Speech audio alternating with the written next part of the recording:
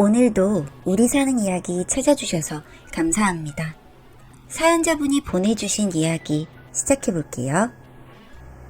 저는 어려서 홀아버지 밑에서 자랐어요. 할머니와 친척들은 엄마가 다른 남자 바람이 나서 아빠와 절 버리고 나갔다고 말했고, 저는 그 얘기를 들으면서 자랐어요. 커가면서 자식보다 남자를 선택한 그 여자가 너무 싫었고 증오스럽기까지 했어요. 아빠는 가끔 술 취해 엄마라는 사람의 사진을 꺼내보며 울면서 잠이 들곤 했고, 저 역시 그런 아빠를 숨죽여 울며 지켜보기 일쑤였어요. 한날은 아빠가 없을 때 아빠 서랍에서 그 여자의 사진 뭉텅이 중 하나를 챙겼고, 계속 보고 또 보며 잊지 않게 머릿속에 각인시켰어요. 꼭 복수를 하겠다 라는 마음까진 아니었지만, 어린 마음에 할 수 있다면 복수를 하겠다라는 생각으로 봤던 것 같아요. 그렇게 저는 아낌없이 사랑으로 키워주는 아빠를 위해 열심히 공부하고 노력해서 좋은 대학을 졸업했고 대기업에 입사를 했어요. 엄마라는 여자는 잘 살고 있을까 하는 생각이 가끔 들기도 했지만, 불행하게 살길 기도하며 악착같이 살았던 것 같아요. 그러다 같은 직장에서 함께 일하던 남자 직원과 가까워졌고, 말도 잘 통하고 무엇보다 너무 착해 보이는 그의 성품에 점점 마음이 가고 있었어요. 어느 날은 제가 술에 취해 그에게 가슴 아프고 너무나 창피해서 숨기고 싶었던 제 어렸을 적 이야기를 해버리고 말았어요. 창피한 마음에 이제는 끝이구나 하고 있었는데, 그 사람은 오히려 저를 더 다독거리며 어렸을 적 과거는 생각이 나지 않도록 더 행복하게 해주겠다며 저와 미래를 약속하길 바랬죠. 하지만 전 두려웠어요. 나도 그 여자의 딸이기도 한데, 나도 그 여자처럼 이 남자를 버리고 도망을 가는 건 아닐까? 나에게도 그 여자의 더럽고 이상한 피가 흐르진 않을까? 너무 괴롭고 힘들었어요. 제가 이렇게 괴로워할 때마다 그는 저를 더 위로해주고 더 안아주고 사랑해주었죠. 그렇게 결혼을 결심하게 되었어요. 그렇게 점점 더 서로를 알아가던 중 그가 이 회사 임원의 아들이라는 걸 알게 되었어요. 저에겐 또 다른 시련 같았어요. 이런 나에게 너무나도 가분한 남자인 것 같았으니까요. 이 사실을 알게 된 아빠도 결혼을 좀 더 생각해보는 게 좋지 않겠냐 했고, 저 역시 너무나도 부담스럽기만 했고 두려웠어요. 그의 가족들이 저를 안 좋게만 보실까봐요. 하지만 자기 부모님은 사람의 인품이나 성품을 볼 뿐 가족사나 그런 건 중요치 않다고 저와 아빠를 설득했어요. 그렇게 또 다시 저는 그와의 미래를 결심하게 되었고, 앞으로 행복한 날만 꿈꾸며 지내고 있었어요. 그러다 하루는 그의 집에 초대를 받아 가게 된 날이었어요. 밖에서만 봐도 엄청나 보이는 집에 위축이 되었지만 제 어깨를 따뜻하게 감싸주는 그가 있어 든든했어요.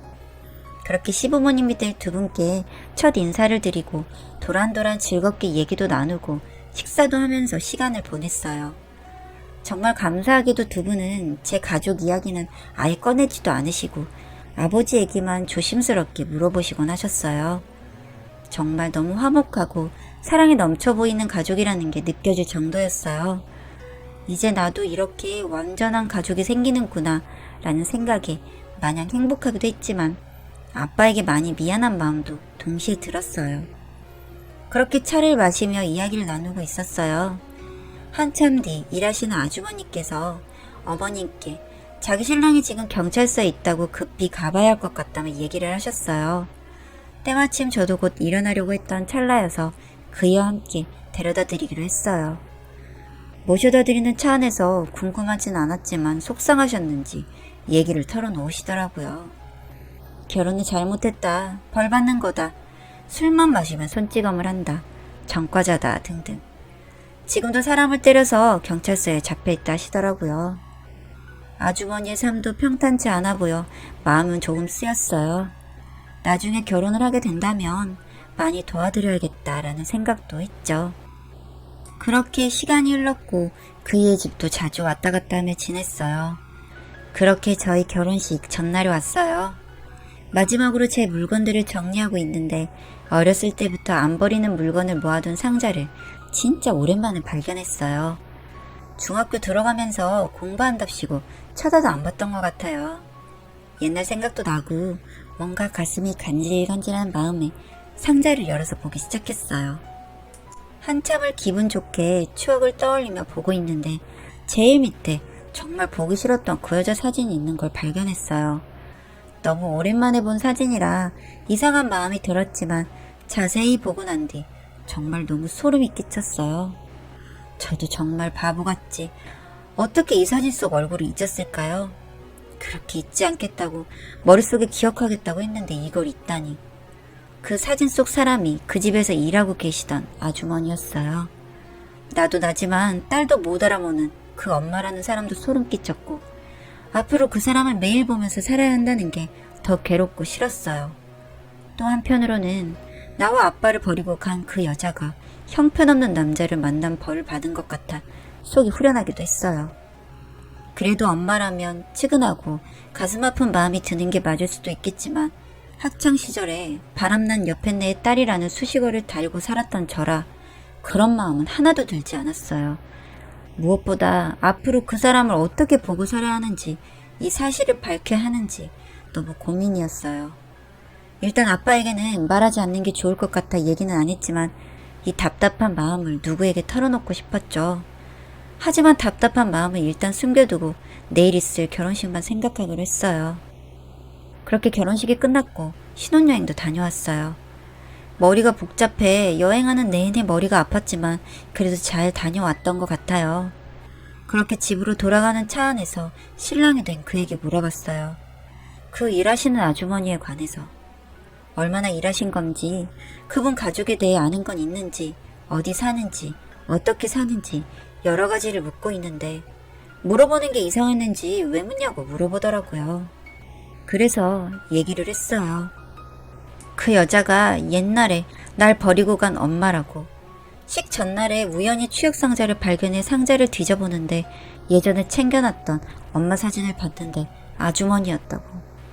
크고 나서 엄마라는 사람 때문에 운 적이 없는데 갑자기 눈물이 막 쏟아졌어요. 남편은 제게 물었어요. 어떻게 하길 원하냐고. 그걸 왜 이제 말하냐고. 그 복잡한 마음으로 며칠을 보낸 거냐고. 저는 대답을 하지 못했고 그렇게 우리는 집에 도착했어요.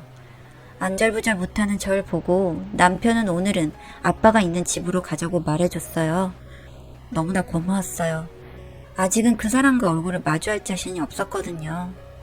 남편이 시댁 어른들께 전화를 드렸고 시부모님께서는 흔쾌히 허락해 주셨어요. 그날 밤 남편과 아빠는 술 한잔하며 얘기를 하고 있었고 저는 침대에 누워 생각에 잠겼어요. 그 사람을 따로 불러 만나서 얘기를 해볼까? 아니면 그냥 남편한테 해고를 해주면 안 되냐고 말해볼까? 나쁜 생각이지만 내가 들어가서 복수를 해볼까? 진짜 5만 가지 생각을 한 것 같아요. 그 5만 가지 생각 중에 만나기로 결심을 했어요. 다음날 남편한테 물어 그 사람 번호를 알아냈고 오후 2시쯤 집 근처 카페에서 보기로 했어요. 뭔가 마음이 불안해 일찍 나가려는데 간밤에 남편한테 얘기를 들었는지 아빠가 절 꼭 안으시면서 이런 상처를 안겨줘서 미안하다고 하셨어요. 저는 아빠 탓이 아니라고, 나 이제 괜찮다고 말하고 사진을 챙겨 집을 나섰어요. 카페 테이블 위에 사진을 올려두고 터질 것 같은 심장을 진정시키며 앉아 기다리고 있었어요. 한참 뒤 선글라스를 끼고 들어오시는 모습을 보고 저는 일어나 앉아 계시라며 주문을 하려고 일어났어요. 주문을 하면서 봤는데 사진을 보고 아주 많이 놀라시는 모습이 보였어요. 저도 자리에 앉아 그분을 바라봤어요. 이 사진이 왜 여기 있어? 라는 얼굴을 하고 있는데 얼굴이 멍투성이었죠. 그 얼굴을 보며 얘기를 했어요. 내가 당신 딸이에요. 그때 버리고 갔던 그 딸. 이 말을 듣고 도망가려던 그 사람을 다시 앉히고 물었어요. 왜 그때 날 버리고 떠났는지.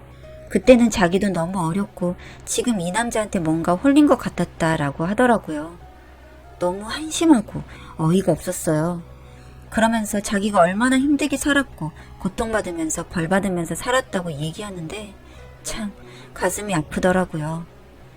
제가 어떻게 살았고 어떻게 컸는지 많이 힘들었는지 제 얘기는 묻지도 않고 너 버린 벌 충분히 받고 있다만 얘기하니까요. 용서하고 싶었던 작은 마음도 사라지는 순간이었어요. 정신이 번쩍 들더라고요. 그래서 저도 얘기했어요. 많이 원망했고 아직도 원망하고 있다. 당신 하나 때문에 나의 어린 시절, 학창 시절은 눈물로 보내야 했었고 보란듯이 성공해서 아빠랑 잘 사는 모습 보여주고 싶었다. 후회하게 만들고 싶었다고 말했어요. 그냥 우시더라고요.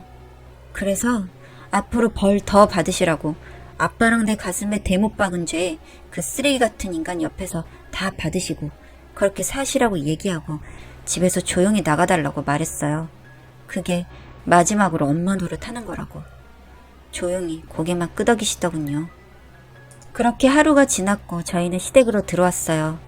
어머님께서 아주머니가 갑자기 앞으로 못 나올 것 같다고 했다 하시더라고요. 마음 한켠으로는 슬프지만 이게 저와 아빠를 위한 최선이었다라고 생각할 거예요.